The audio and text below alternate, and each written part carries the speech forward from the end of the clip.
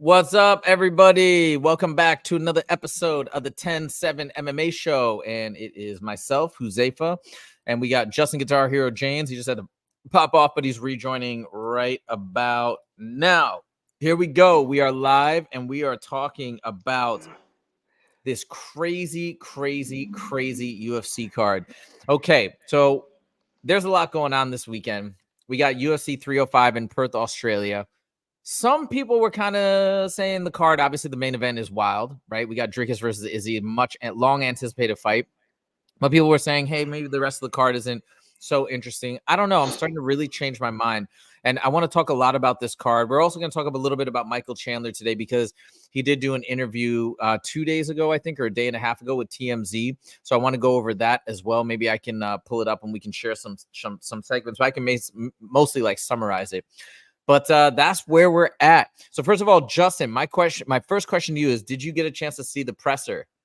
No, I haven't seen anything about it. I saw a brief moment of Izzy crying, and people are Yes. talking about Dricus making all his opponents cry, making the strongest man in the world, Sean Strickland, cry. Now Izzy's crying. Could this guy be overly charged, man? That there are times, if you get too emotional, that cannot be good. So, anyways, we'll talk about it on the show.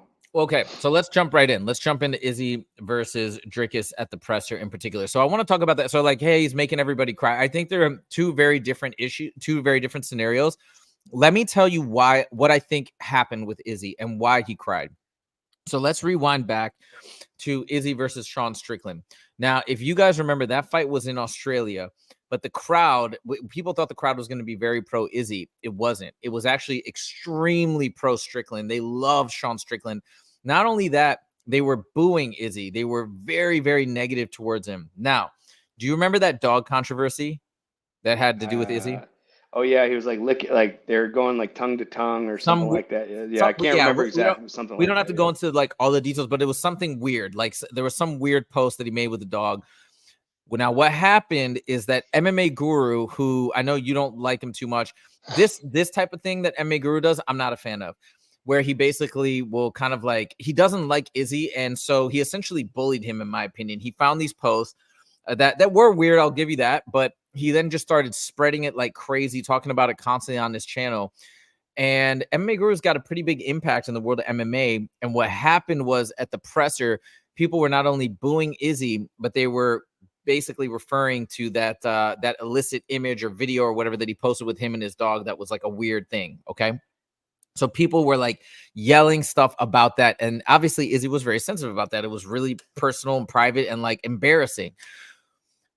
I think that actually affected him tremendously because I think that was the first time in his career where the crowd had really turned against him. And we see this all the time, right? We see athletes or famous people rise to such heights. They get so high. Izzy was like just the champ. And then people want to tear them down. You see, right? You know what I mean? It happens to everybody.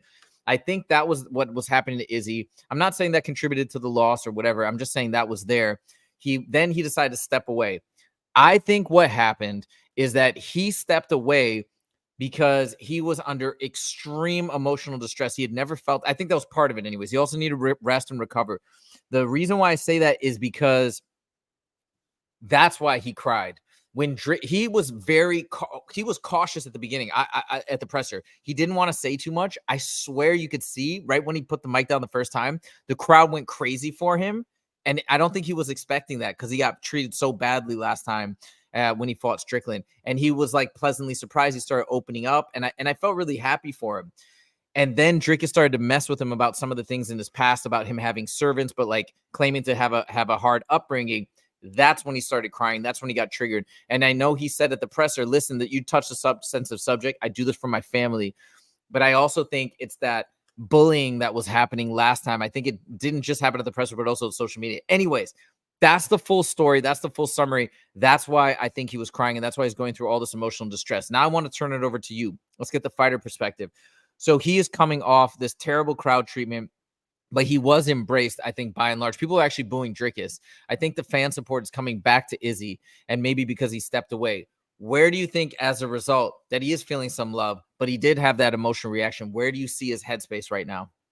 Here's the thing, man. And MMA is such a wild sport and a volatile sport. Like we're trying to talk about why this guy is getting emotional. And honestly, dude, I mean, MMA fighters are some of the toughest mentally tough people in the whole world. I'm 100% sure it's not one thing or another. It's probably a whole bunch of things. It's losing Right. your championship. It's probably dealing with injuries, probably dealing with this and that daily life in and out. Not having the support you expected. Now getting, you're overwhelmed with support and you're crying tears of joy. And now you're thinking of, dude, there's just so many things going on. And it's funny that, we bring this up because I was just talking about Eric Nixick. I was just talking today, maybe 2 hours ago, with Eric Nixick at the gym about, why, emotions in MMA and how male fighters typically are able to hold it together better than female fighters. And when you see a guy like Izzy, when you're talking about again champion, that he was a champ for a long time. He's dared to be great and go out of his weight class. When he fought the Polish fighter, like there's so many mixed emotions going on. So to understand how emotionally charged this guy is going into this fight almost might be a distraction, guys. Like when you are this emotional about something, you're not always level-headed, and I'm speaking from experience. So when I got cut from the UFC, like it was obviously detrimental to me, detrimental to my financial case. And then immediately one of my teammates started calling me out. Carl Deaton, the Cretan Deaton, I call him. He's a fucking piece of shit. Like this was one of my main training partners getting ready for my UFC fights. Very, very tough guy from Michigan. He moved out here from Michigan. We started training. I mean, we knew each other back from Michigan. Then he moved out here. We started training together. We were hanging out, smoking pot on the weekends together. As soon as I get cut, he called Dennis Davis, my head coach, and said, I want to fight Justin. And I was just so emotional about it. I'm like, bro, I thought we were boys, this and that. And I call him. I'm like, dude, are you serious? He's like, I'm not afraid of anybody. And if I have to whoop your ass to get to the UFC, like, that's what I'll do. And I got so emotionally charged about it. All I could think about is hurting this guy. I threw out the game plan. I didn't give a fuck about the game plan. I wanted to hurt him. And we got nose to nose at the weigh-ins, and we got nose to nose on the phone and in the gym. And then he got kicked out of the gym for being a piece of shit because the guy is a piece of shit. Regardless of me, the guy's a fucking piece of shit, and they kicked him out of the gym. So everybody's behind. I want you to hurt him. I want you to hurt him. For him doing this, this, and this. So Carl always said, "All right, we're going on the feet. And one of us is getting knocked out." Well, guess what? That wasn't his game plan. His game plan was to tell me that, and then when I overcommitted on my shots, the motherfucker took me down, and he had very good top control and very good top pressure, and he'd ride me out for a minute or two in the rounds, and now I'm losing a decision to Carl Deaton. Guys, being overly emotional for a fight is not a good thing. I'm going with Dricus. I think he takes this fight. I think he's and still, man. I think there's too many emotions for Izzy right now. I don't, and you know what? I might be wrong. He might be 100% on his game, and he's emotionally charged and excited, and it might go positive. But from my experience, when I've only been emotional in a couple fights, and that Carl Deaton fight was one of them. And I threw my whole game plan out the window to hurt this guy. Now, in the middle of the fight, I got taken down in the second or the third round, and I remember thinking like I fucking lost. But the fight's not even over. I still got another round left. And in my head, I've already lost because fuck, this is not how I envisioned this fight going. I thought we were gonna stand nose to nose. You don't like me, I don't like you. Let's hurt each other. And this guy took the safe approach and unfortunately used my emotions against me. And I really think Dricus has the opportunity to do that this Saturday.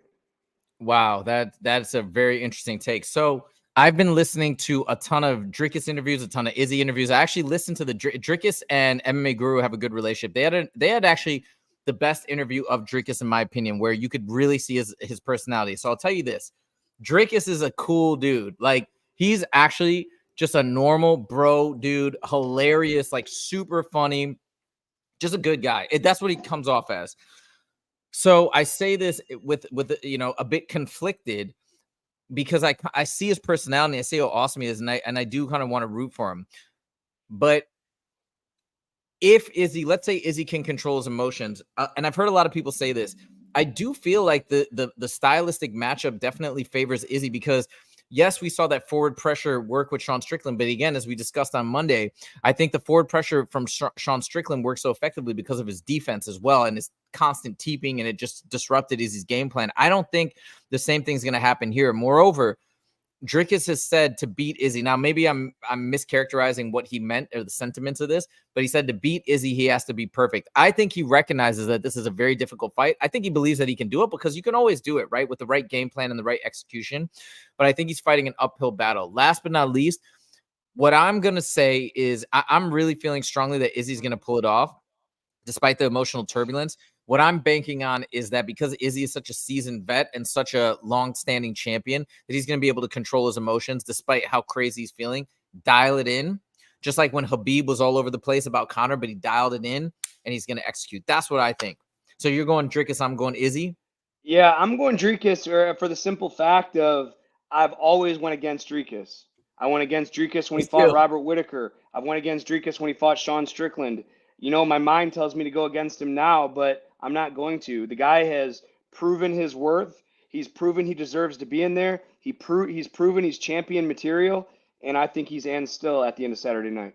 What do you think from the story perspective? Because I always like to play out the story from the perspective of the story of like, if Dricus wins, then what's next, right? He's probably going to rematch Strickland and maybe And eventually fight Hamzat. Yeah, go ahead. no, and that's exactly why another reason I want him to win is he's Well, a great we lost Justin. champion. Oh, he's back. Yep. Go ahead. Yeah, I thought he was a great champion. I think he's a great champion.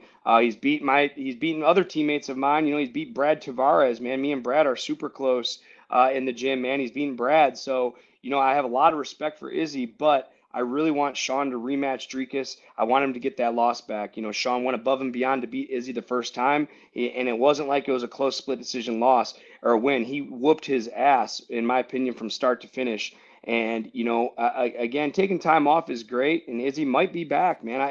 And if he is, that's great. I'm not going to be disappointed if Izzy wins. But I really, you know, I was working with Sean today. I shouldn't say I was working with. We were working on the same mat today, and we were just you know, shooting the shit today. And man, just man, watching this guy works. You know, he works so hard, and regardless to his political views or any other views, when someone works as hard as he do, when he does, it's like, man, he deserves everything. You know, I don't care what he talks about. I don't agree with 99% of the things Sean, I'm not gonna say 99, but a lot of things Sean says. But when I see him at the gym outworking everybody, he went to pro practice at 10 o'clock. He wrestled at 11 o'clock, and at 12:30 he still was drilling with another guy, one other guy. The team is left. You know, we started off with 20 guys on the mat, and then wrestling had like 5 or 8, and then it was just him and another guy for another hour. Man, I want him to get that rematch, and I want him to redeem the loss, not only because he's my teammate, because just to show everybody hard work pays off. And when you put in the time, you know, eventually it's going to work out. And I really want him to see him get that match with Dricus back. Totally. I'd love to see that too. I will say, I guess when I need to think about it a little bit more, but my initial thought is I love the story of Izzy falling from grace a second time, putting everything together, coming back at what, 35, 36, you know, he's getting up there in age, coming back, pulling it off one more time against somebody that, yeah, like has done amazing. He's beaten, I mean, Dricus arguably beat Strickland. We don't really know. A lot of people felt that Sure. Strickland won, but let's say Well, at he the end of did. the day, he did. I Okay. mean, it's his hand got raised. Regardless, it was Yeah. a bad decision or not. Nobody's gonna, you know, you look at the record, it's a loss. Unfortunately, it is what it is. Fair. And he's beat Robert Whitaker. I mean, you know, Dricus has done Dropped Robert Whitaker. drop Robert Whitaker. Yeah. Crazy. So, you know, Dricus is incredible, but I don't know, man, that story of Izzy reclaiming it and then maybe, you know, maybe I'm sure Dricus and Strickland are going to fight at some other point, but I don't know. That's kind of, in terms of storyline, that's a storyline that is super cool to me. I'm rooting for Izzy, and I'm also picking Izzy. So let's see what happens. I like it when we split. So one of us will be right. There's no doubt, and I'm gonna go to you. And the storyline is incredible, man. I love watching guys like George St. Pierre when he got knocked out by Matt Serra. I wanted him to come back. The reason I want the other storyline over is because I'm emotionally involved with Sean. He's my teammate. I Of see him course. every day. We talk every day. The Izzy story is great. I think it's a great story. If I didn't know Sean and I didn't know Izzy, I'd probably be on your side with that storyline. But just being, like I said, seeing Sean every day, chopping it up with him every now and then, you know, like I'm just more emotionally involved on that end, and I'm sure that makes sense to you. Yeah, 100%. I totally get it. Okay. Well, let me tell you guys, I am extremely excited for this main event. I'm excited for the whole card as well. We're going to talk more about some of the different fights that I'm excited about and why I'm excited in particular, but this is going to be one heck of a main event, so I cannot wait. All right. Moving on, we're sort of tangentially talking about Conor again, but not specifically. We're talking about Michael Chandler. Now, Michael Chandler hasn't said much in terms of the Conor fight. Obviously, I think the ball is really in Conor's court, not really Michael Chandler's court. We've kind of known this the whole time. I know you train with Chandler and you like him a lot. I'm just stating, I just think that's the case, right? Conor's he is the Chandler. People like him, but Conor is a superstar. He eclipses the sport almost. He's so big still, especially for this next fight. Let's say at least, right? So I think the ball's in Conor's court when he says when they make a deal with him and he's ready to fight, they're gonna fight. Michael Chandler hasn't said too much, but he did finally break his silence and do an interview with TMZ yesterday. So I'm going to jump around a little bit and just share some of the clips. I don't want to share too much stuff from the UFC because we've been dinged before, and they enforce the people that use clips from the UFC pretty strictly. They don't like it, and we have to pull the video. So TMZ should be more chill. Let's watch a little bit of this interview, and then we're going to talk about it. I mean, you could respond, like I responded, hey, Conor, the sport will move on without you. It has moved on without you for 3 years. None of these fighters, none of the stars, none of the superstars, none of the pay-per-view draws are bigger than the sport itself, and it will continue to move forward. But just no reaction, really. I mean, at some point, you're just like, hey, man, you pulled out with a pinky toe injury. I would have fought through it. Steve, you probably would have fought through it. So I think more than anything, if we can fight in December, let's do it. I'm in. But the fact of the matter is I've stayed ready since I left training camp for that June 29th fight, and I am staying ready to take a fight, any fight, if this fight doesn't look like it's happening in December. Any idea? So there we go. You just heard that. I think that might be the first time that we've heard Michael Chandler say that he's entertaining another fight if this doesn't come together in December. By the way, Dana White has already said that the fight's not happening in December. Chandler later in this interview, I'm not going to play that part, but later in the interview, he's like, yeah, but Dana sometimes says stuff that's not true. He basically said that Dana lies sometimes, which is kind of interesting because Chandler always seems to be so pro UFC, pro Dana White. But anyways, he seems to think that there's still a chance. But what do you make of this? What do you foresee happening now that Chandler's opened the door to potentially another fight before the end of the year? Here's the thing, man. He's taking some time off. Chandler hasn't fought in a little while. He needs to get a payday. And I'm sure that, when Conor fell out, like I'm sure Dana White wrote him a check under the table, because you still have bills, and he still needs to take care of himself. But, I don't agree with Mike. Like they talk about, it doesn't matter how big your superstar is, they're not bigger than the sport or bigger than the UFC. And you know what? I disagree. And the reason I disagree is I think Conor right now is the front runner. And if Conor McGregor doesn't fight, or if he just instantly disappears from everything, the UFC is going to lose a lot, man. Like this, he is, I mean, a lot of people say, I'm not going to say he is the UFC, but Conor McGregor is the biggest name ever, in my opinion, in the UFC. And I work for and I've worked with Randy Couture, fucking 3-time heavyweight champion, Brock Lesnar, Martin Kampman. These guys are all superstars, and the list can go on. But once those when Randy, now guys come to the gym, and this isn't throwing shade. Randy is one of my favorite people in the world. He's given me unlimited opportunity to get to where I am. But there are guys that will walk in the gym and see the logo Extreme Couture, and they'll say, what's Couture? Is that Juicy Couture? It's what? You don't know who Randy Couture is? Arguably the most popular heavyweight of all time? But there's nowhere in the world that you can go and say Conor McGregor's name, and he hasn't fought in 3 years. Everybody knows who he is, whether you're an MMA fan, whether you're anything. You've seen him on TMZ, you've seen him in the news, you've seen him in MMA, you've seen him at soccer games, you've seen him at football stadiums. This guy is the biggest name in the history of the UFC, and man, I think the UFC really wants to keep him around because regardless, win or lose, he's still the biggest draw the UFC has ever had. Massive. And it's exciting, and he brings the excitement. Did I tell you I was going back and watching some of his old interviews from 2015, 2016. Nobody's like him. Nobody's like him. The way he talks, the way he describes his training, his upcoming fights, his opponents, it's truly incredible. A lot of times you'll see people say, if you say, hey, do you watch UFC? Oh, is that's the sport with Conor McGregor, right? They'll say that almost that's a more memorable name than the UFC or MMA in general. So that's very interesting.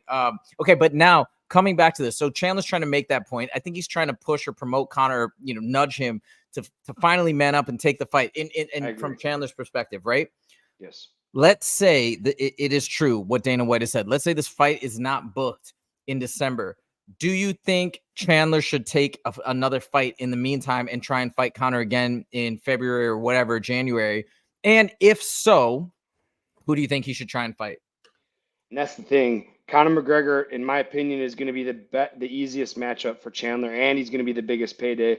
Like all these other killers that are in the top 5 and top 10 are training diligently every day to get to that title shot. Conor's not. Conor's not, and it just goes time and time again. They have videos of him at a club party and on his boat drinking, doing this and that. Again, not throwing shade, but he's not training as if someone like Gamrot. You look at Gamrot, like, dude, this guy's in there. He's hungry for the belt. He's in the gym. He's not doing drugs. He's not partying. He's in the gym training. You look at Charles Oliveira, man. I know he's not the champ anymore, but he's probably busting his ass, because he wants to get that championship back, and the list can go on and on. Even Dustin Poirier, man, he's not going to get another title shot, but he's fucking training his ass off, in case he takes another one. You got the champ, Islam Makhachev. Chandler can't hold it. He's not going to win that fight. Like, I think that, I think Chandler's 2-3 in the UFC, and I think this is probably the only fight that he had. I'm not saying he can't beat other guys. That's not what I'm saying.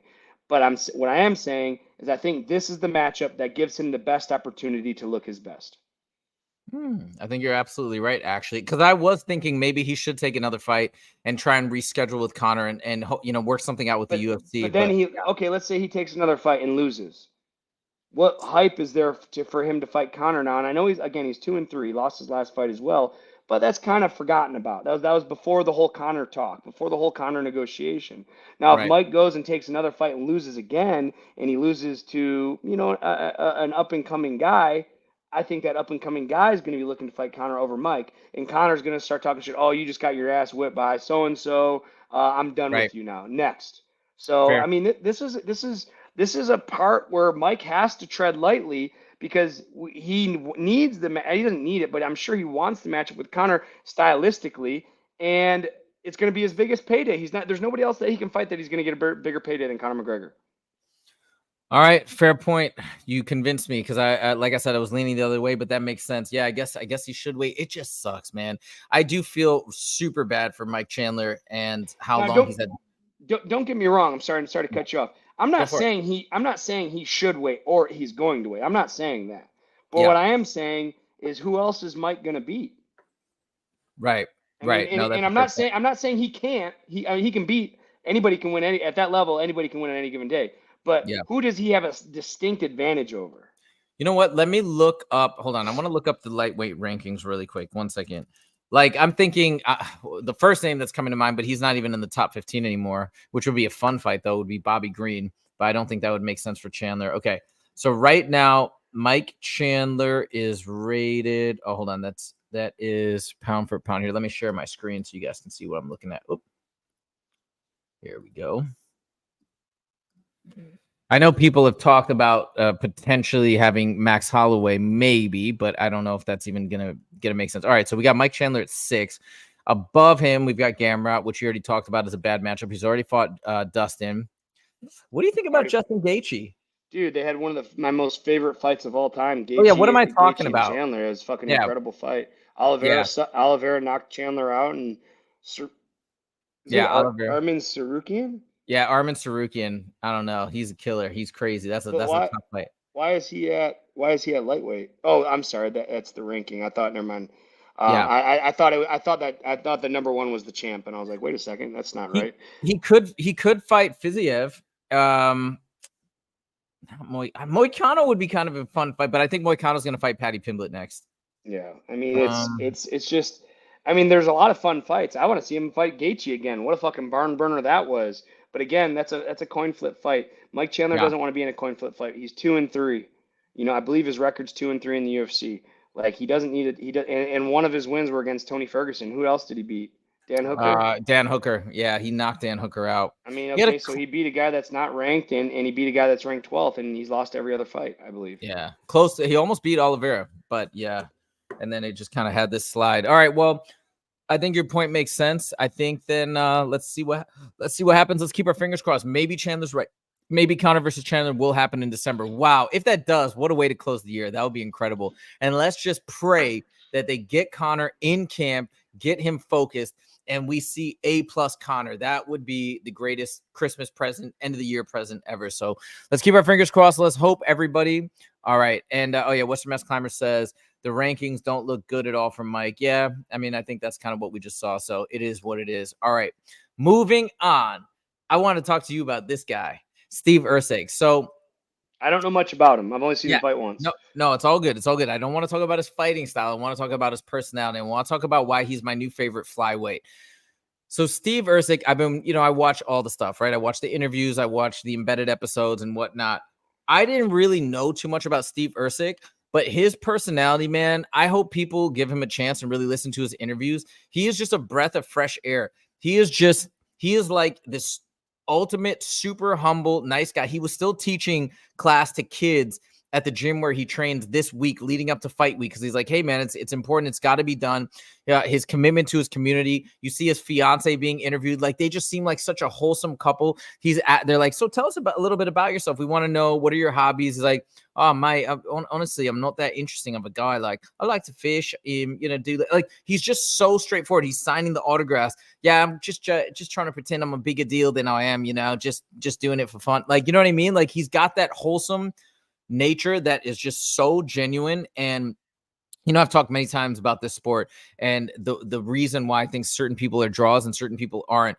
Now, Steve Erceg's not the flashiest fighter. He's a great fighter, actually, if you look at his fighting style, but he's not the flashiest guy, not the loudest voice, but he is genuine and as authentic as I think they come. So I would highly encourage anybody who hasn't listened to his interviews to check him out. When it comes to fighters that you like, is that something that you also look at, or are you more purely looking at fighting style? No, I look at personality, man. I look at somebody I can relate with. Chad Mendez, incredible fighter. But he was a great fighter. I love watching him fight. But dude, we're talking about Chad Mendez, his favorite pastimes, Clay Guida, Chad Mendez, fishing and hunting. My relation to Chad and Clay isn't through the UFC. It's not through fighting. It's like, oh shit, I kill big animals. Oh shit, you kill big animals too, man. And that just gives us, us guys just one more thing to root for. I follow Chad on all his hunting adventures via Instagram. I reach out, ask for tips. We chalk it up. Another guy that I really like because of that I don't even watch fight very much. Corey fights for Bellator. What's his name? Fuck, he's sponsored by PSE. Why? I just saw him the other day. Why can't I? Let me Google it. Corey. Oh my gosh. Black dude, 205er. Why can't I think of it? He's in 205. He was in the UFC for a long time. It's not Corey Hendricks, is it? No. No, it's not Corey Jackson. Corey Jackson? No. I can't think of his name right now. And I picture him in my head. He was a collegiate wrestler. Corey Anderson? Corey Anderson, yes. I don't know why I can't remember Corey. Every time, dude, he's sponsored by PSC. He's a big-time bow hunter out in New York. That's our relation. We've been trying to schedule hunts to going out here and going out there. But, yeah, dude, I always look for that person. Anybody I can relate to on that kind of edge I'm definitely a fan of. Okay, let me play you a little bit of this interview. I just want to give you guys a little sample. I'm telling you, he's awesome. I am so rooting for him against Kai Kara France. So here, just listen to a little bit of this. This is from, so remember I told you one of my new favorite podcasts is MMA Arcade, and it's with Robert Whitaker. And I don't know who this guy is, but this is his buddy. So he had a media pass and he interviewed a bunch of the fighters. Actually, he interviewed Izzy, and Izzy like kind of snapped at him. He's like, so what do you think about Whitaker? You might be fighting the winner of Whitaker versus Hamzat, because obviously he's boys with Whitaker. He's like, what do you think about that? He's like, you obviously haven't been listening. That question was already answered. You need to pay more attention. And he like kind of reamed him. It was crazy. But anyways, let's check this out. Check out Steve Erceg on the left. Perth, Australia. And we've got Steve Astroboy Erceg. Man, thank you so much for joining us today. How you going? Yeah, good. My pleasure. And yeah, feeling good. Fight week now. Everything's winding down, so just ready to go. Absolutely. I mean, you just did your media session then. I was in there recording it. How was that going? And I'll play some footage on the screen so you can see it now. But how was that? Does it get any easier doing these media sessions, especially after already doing one when you were fighting for the title? Yeah, I mean, you get more used to talking on the camera. You're not worried about screwing up or saying the wrong thing. You just talk, and if you say something stupid, that's life. Especially when it's live. How does it feel? I know this might. I mean, do you feel the same way about him? You're like, man, he's just such a nice human being. You just want to root for him. Do you feel that? I mean, from the little bit that I know of him, yeah, he just seems like a down-to-earth guy that, I can relate to. He's not trying to, be pompous or as if, he's better than anybody. He's just chill, down to earth. And that's something the fans, I'm sure, can all relate to. Okay, and also I'm gonna play a little bit more, and then we're gonna move on to our final topic. But you know what his name is? His nickname, like like you're his Guitar Hero. You know what his is? I heard him say it, but I didn't hear it clear. Go ahead. Astro Boy. I've never heard of a name like that. Like that's just, I don't know. It's so random. I mean, he said it just kind of came from training. Somebody threw it out there and then it stuck. But that's hilarious. I don't know. I don't know. I guess it's like from some cartoon, and he looks like the main character. Anyways, all right. Let me play a little bit more. Did he? But you were mentioning as well that you're just going through a regular routine. You're waking up in your own bed, making your own coffee. Does that feel weird, not being overseas in a hotel room? Or Yeah, it does feel a bit weird, and obviously, just over a year ago, that was normal. I was fighting in Perth all the time, and waking up in my own bed. So it's like crazy how quickly you adapt, and now it's foreign again. So it's but it's a good feeling. I prefer it this way, I think. So I've been watching a few of your interviews recently, and you said that you've learned a few things after your fight with Pantoja. Okay, we're gonna pause it here. So, anyways, I'm not gonna play a ton of it because it feels a little like lackluster in terms of listening to the rest of the interview. But just spend some time, listen to his interviews if you guys have a chance, and see his personality. I think you're gonna find that he's a super nice, down to earth guy, somebody that is great to root for. So, and now we're gonna end it with our final topic. All right, we both picked Gamrot. Remember on Monday, I'm switching my pick. And I'm going to tell you why. Yeah. All right. And I want to get your thoughts on this. I may be totally off here. Most people are picking Gamrot. Most people were saying this is a nightmare matchup for Dan Hooker. The UFC must not like him because they're just giving him horrible matchups stylistically. But this is what Dan Hooker's been saying in interviews. He's saying, first of all, he came into the UFC as a forward pressure fighter. Now, he's tall, right, for the lightweight division. I think he's like 6 foot or 6'1". So he said coming in as a forward pressure striker in the UFC with his build is just stupid. So he's been retooling everything. He's been working like crazy to become better and better and better. And he said with utter confidence, and I believe him, that if he were to fight himself from 2 years ago, he would annihilate himself, that he's gotten that much better. He also says, hey, man, if I beat Gamrot, I could be right there for a next title shot. He's like, I wanted to fight Gamrot because look at that beautiful number next to his name. I think, right, he's like 5th or 4th. So he's got his eye on the prize. He's always been a phenomenal fighter. But, he came up. He had to fight Islam on short notice. That's who's beating Islam? Nobody. He did lose to Michael Chandler. That was an amazing strike, an amazing knockout. But like anybody can get knocked out. He's still awesome, and he's getting better, and he's still pretty young. Okay, so all of that, plus he seems hungry, he seems ready, and I feel like he's taking the fight for the right reason. Does any of that sway you? When you hear that, hey, he's kind of changing up his game plan. He's been working like crazy on takedown defense. Just all camp, people have been diving in his legs. Does that change your mind at all? It doesn't change my mind, but I mean, the UFC, like, people say, oh, the UFC is setting him up with these tough matchups.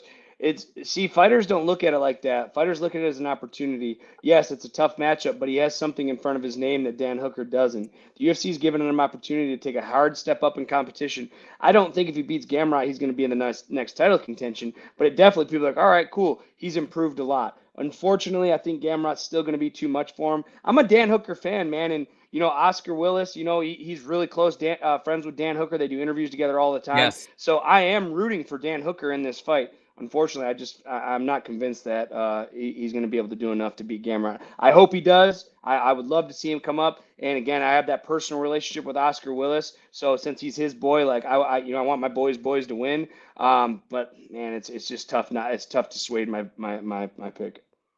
I feel like when you're making your picks, because you have such technical expertise of the sport and the art and style matchups, obviously you can do a great job approaching it from that vantage point. I obviously don't have that expertise, so I'm sort of trying to approach it more from a psychological standpoint. I'm not very good at it, by the way. I've made like tons of wrong picks, but I'm trying to see if eventually I can develop some sort of a skill by looking at the interviews and maybe seeing, the comparative psyche of the fighters and making assessment that way. But that's what I'm trying here. I felt like Dan Hooker was authentic. He was sincere. He was real about acknowledging his gaps and weaknesses early on. He even said too how amazing the fighters that are now coming into the UFC, how they're all super well-rounded, how he wouldn't, if he was trying to get into the UFC now, he wouldn't have even made it. But he's been working at it and trying to get better. I'm picking Dan Hooker. Let's see what happens. But this is another fight that I'm super excited about. So now we got 3 fights that are just incredible bangers. There's other Rosenstruck is also fighting on the card. There's other good. The main card is dope, but these 3 fights in particular, I cannot wait for. So Hey we're gonna guys, go don't for it. forget, this is off subject to Dan Hooker, but before I forget, before our show ends, tonight, PFL, Mads Burnell, guys. I thought for sure this is a betting tip. I should have told you that I should have mentioned this before we started the show. No But worries. Mads Burnell's fighting tonight in the PFL. Going into this fight, I thought he was going to be a monster favorite, especially after dominating Clay Collard in his last fight. Clay Collard is in the playoffs. Mads unfortunately didn't make it. Clay, I believe, was the #1 seed going in to this season, and Mads Burnell tore him apart. I assumed after that ass whooping, he was going to be a huge favorite. He's the underdog tonight at plus 110.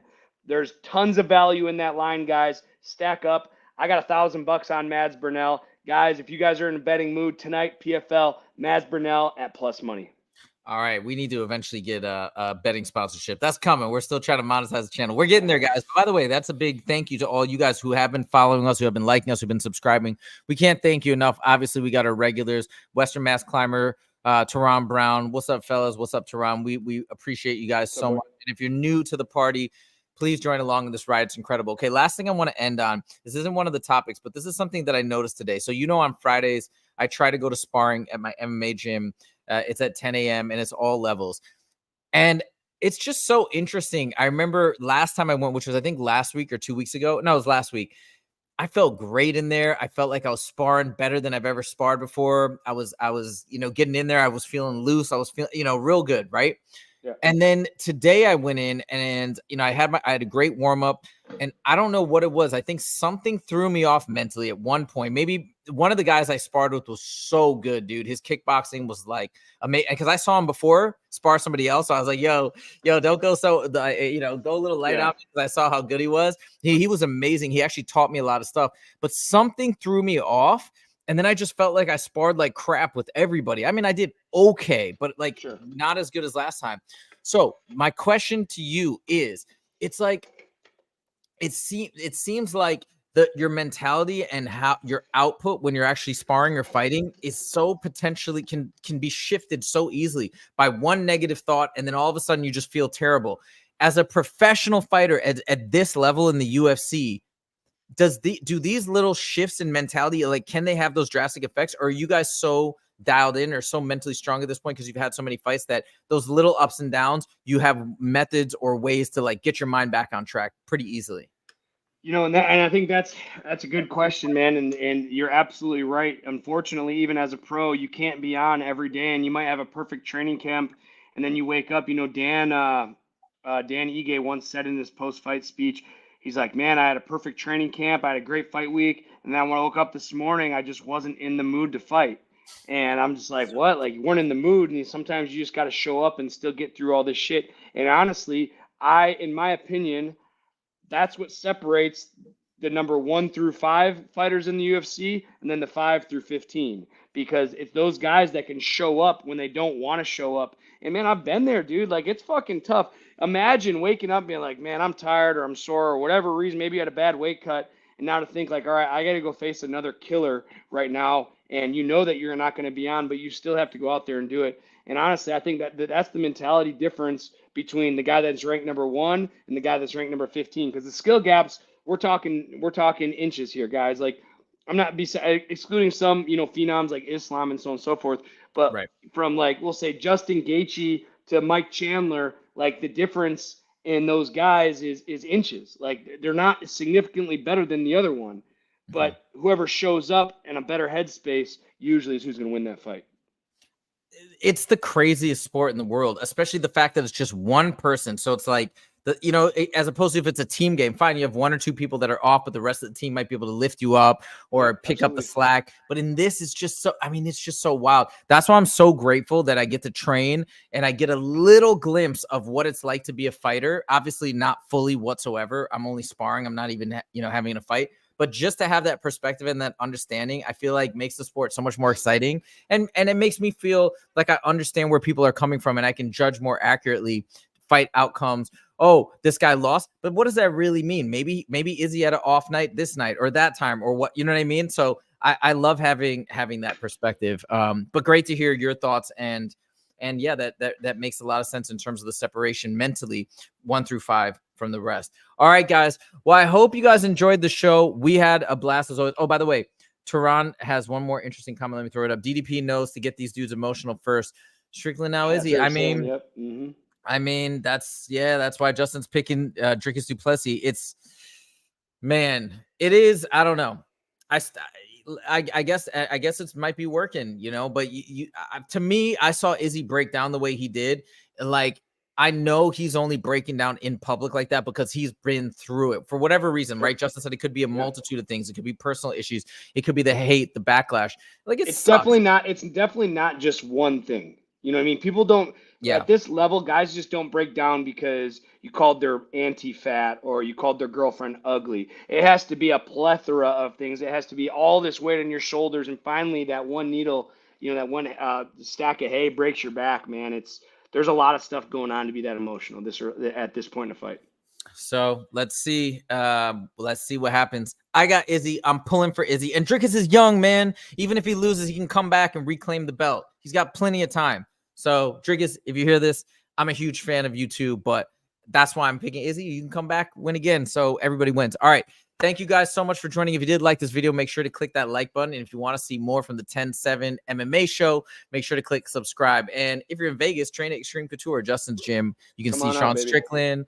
Aljo trains there sometimes, right? Marab trains there. I don't know if they're regulars, but like all the best fighters in the world train there. So anyways, yeah, Toronto says Dricus is 30. He's only 30. That's young. That's right at the beginning of the prime. So thank you guys so much for joining, and we will see you in the next episode. Take it easy.